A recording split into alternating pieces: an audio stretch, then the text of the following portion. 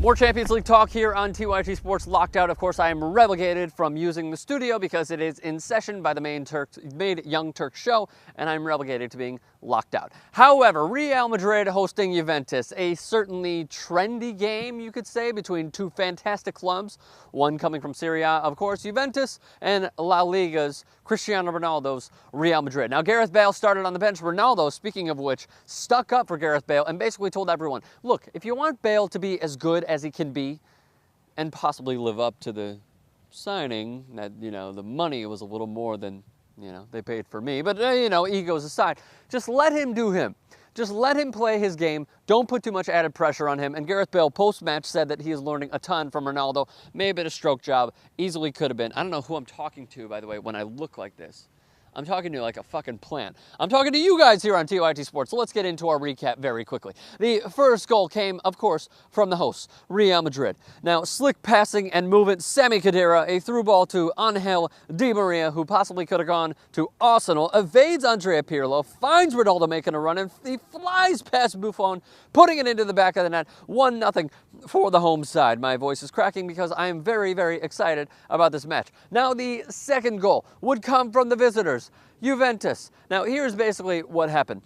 Martin Cantares had a cross, and Iker Casillas, the Champions League keeper, relegated to just Champions League duties, saved the first shot, but the Spaniard, Fernando Llorente, finds the back of the net for the second goal of the game, the first one for Juventus, a low shot, beating Iker Casillas, so suddenly it is 1-1. Fantastic. We have a game on our hands. Game on, as many would say on the tweeter. So now the third goal would come with a little bit of controversy. Off the corner, Sergio Ramos pulled down. But here's the thing. I'm going to try to keep my form in the frame. But here, from a side view, here's basically what happened. Chiellini grabbed Ramos right here, his left shoulder, in between his neck and his shoulder. And he grabbed him right here. He pulled him down. Was it a little bit of an acting job? Certainly. However, you just don't do that at any time because you are going to be penalized. Madrid was rewarded. Of course, who else than Cristiano Ronaldo takes the penalty, beats Gigi Buffon to the left, inside the left post. Buffon guessed right, but unfortunately did not get a hand to it. 2-1 suddenly. Now, here's the controversy as well. In the second half, Ronaldo takes a touch, puts it way ahead of himself because he wants to go run it down. Chiellini is with him stride for stride. And Chiellini, I will try to reenact this once again. He puts his hand up. He's obviously trying to not push Ronaldo away, not try to push him down. He would certainly not try to do that. But he puts his arm up, and you know what? Let's just say that this is Chiellini's elbow. It hit Ronaldo right here, but it stayed there. It wasn't like this. It stayed right here, and Ronaldo goes down. Now, the interesting part about this is that it hit Chiellini's elbow. I'm sorry I'm taking my time explaining this, guys. Chiellini's elbow hit the left side of Ronaldo. If you notice, when Ronaldo goes down, he is holding the right side of his face, which in turn is a dive. Now, unfortunately for Juventus, Chiellini would be red carded in the 48th minute, guys. The 48th minute. He would be sent off. And amazingly, Juventus looked the better side with 10 men. Yes, they weren't outplayed. Certainly they showed that they had 10 men, but they played incredibly well with having 10 men. Unfortunately, Andrea Pirlo had to come off for Bonucci.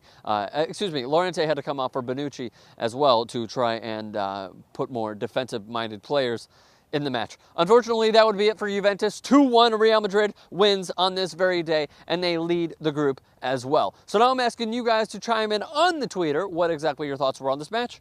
Here they are. Awad Bouhissi tweets at Bergstrom. Impressive performance by Juventus. They deserve to win.